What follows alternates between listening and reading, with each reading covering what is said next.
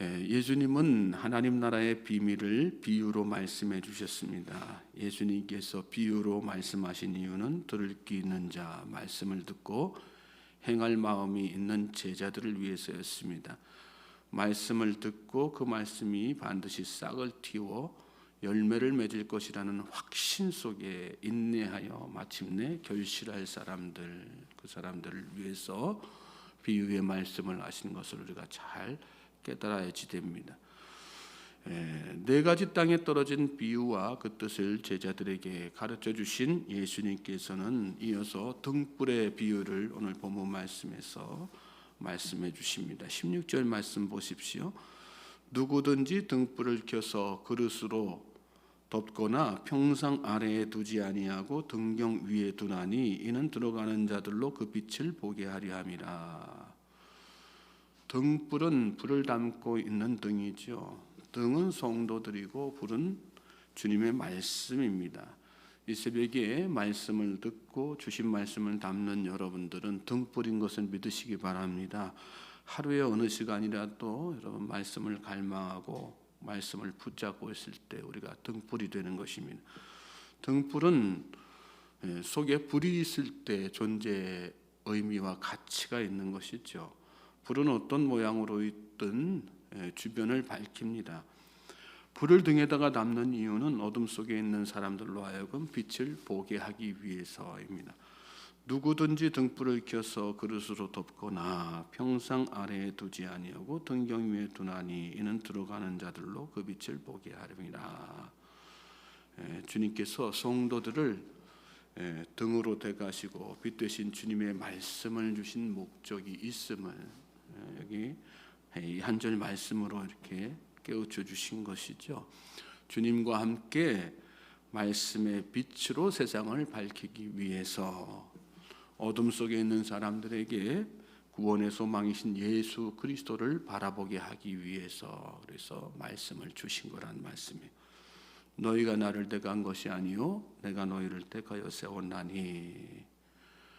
오늘 저와 여러분은 주님을 택하신 목적에 합당한 삶을 살고 있는가? 이 새벽에 먼저 우리 마음 스스로 그런 질문을 하면서 이 하루도 또 우리에게 계속 주어지는 허락하시는 매일매일의 삶 가운데에서 그 목적하신 바에 따라 살기를 갈망하고 또 의지를 가지고 하나님 앞에 기도하는 우리 모든 성도님들 되시길 바랍니다. 17절 보시면 숨은 것이 장차 드러나지 아니할 것이 없고 감추인 것이 장차 알려지고 나타나지 않을 것이 없느니라. 이런 말씀이 나오죠. 불을 담고 있으면 그 불에서 나오는 빛으로 말미암아 불을 담고 있다는 사실을 숨길 수 없는 것처럼 사람은 마음속에 담고 있는 것을 감출 수가 없습니다. 마음속에 담고 있는 것이 사상이고요. 또 사상에 따라서 그 사람의 말이 달라지고 삶이 다 달라지는 것입니다. 물질을 마음속에 사상으로 담고 있으면 맨날 돈 얘기만 하죠. 참된 복음을 담고 있으면 예수님 이야기만 합니다. 마음속에 의심을 담고 있으면 무슨 일이든 부정적이 되고 믿음과 확신을 담고 있으면 무슨 일이든 신앙으로 다 긍정적으로 연관짓는 것입니다. 같은 복음이라도 같은 말씀이라도 그의 마음속 사상이 어떠한가, 그의 마음속을 지배하는 생각이 어떠한가. 그래서 또 어떤 관점으로 말씀을 듣느냐에 따라서 해석이 다르고 적용이 다르고 또 기도의 제목도 다 달라지는 것입니다. 그래서 주님은 제자들에게 다음과 같은 말씀을 하시죠. 18절 말씀. 그러므로 너희가 어떻게 들을까 스스로 삼가라. 누구든지 있는 자는 받겠고 없는 자는 그 있는 줄로 아는 것까지도 빼앗기리라 하시니라. 예수께서 이 비유의 말씀 통해서 예수님께서 제자들에게 핵심적으로 강조하는 내용은 듣는 거예요. 듣는 태도, 듣는 자세, 듣는 관점, 말씀을 듣는 관점. 어떻게 들을까 스스로 삼가라. 이 말씀은 말씀을 대할 때 또 혹시 이 말씀이 순수한 복음 그대로의 말씀으로 나에게 들려지는가, 아니면 나의 안에 있는 잘못된 생각, 사상, 그것으로 인해서 혹시라도 말씀이 왜곡되어서 들려지지는 않는가, 스스로 삼가라는 말씀 속에는 그런 의미가 들어있는 것입니다. 저는 저와 여러분이 말씀을 들을 때 그러므로 늘 말씀 앞에서 먼저 하나님 앞에 기도할 수 있길 바랍니다. 그래서 말씀이 있는 그대로, 복음 그대로 하나님의 음성 그대로 들려질 수 있기를, 나의 생각이나 나의 판단이 아니라 정말 하나님께서 나에게 주시는 말씀, 뇌마의 말씀으로 받아들여질 수 있게 되기를 하나님 앞에 기도하고요, 또 갈망하고, 그런 마음으로 나아갈 때 하나님께서 우리에게 진짜 하나님의 뜻을 깨닫게 하시고 하나님의 은혜를 알게 하시는 것 아니겠습니까?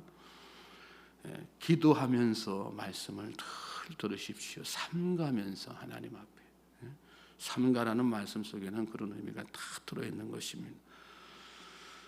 특별히 말씀을 그렇게 듣는 마음가짐과 함께 중요한 것이 말씀 들은 대로 행하는 것, 그것이 참 중요합니다.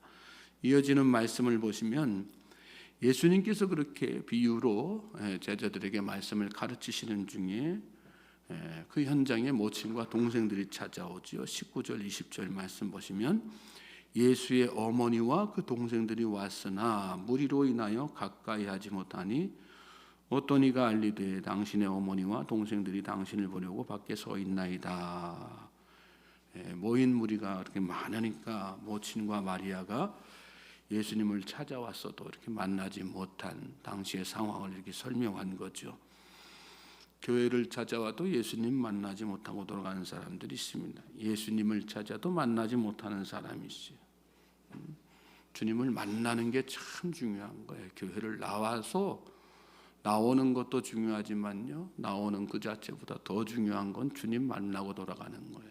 저는 이 새벽이 여러분이 주님을 만나는 시간 될 수 있길 주님의 이름으로 소망하고 축복합니다. 예수님이 모친과 동생들이 찾아왔다는 소식을 사람들로부터 전해 들었습니다. 그런데 예수님의 대답이 참 특이합니다. 가족들이 이렇게 먼 길 찾아왔으면 대개는 안으로 모셔드려라 그럴 텐데, 예수님은 사람들을 향해 누가 내 모친이고 동생이냐, 오늘 말씀에는 생략되었지만 다른 복음서에는 그 말씀이 나옵니다.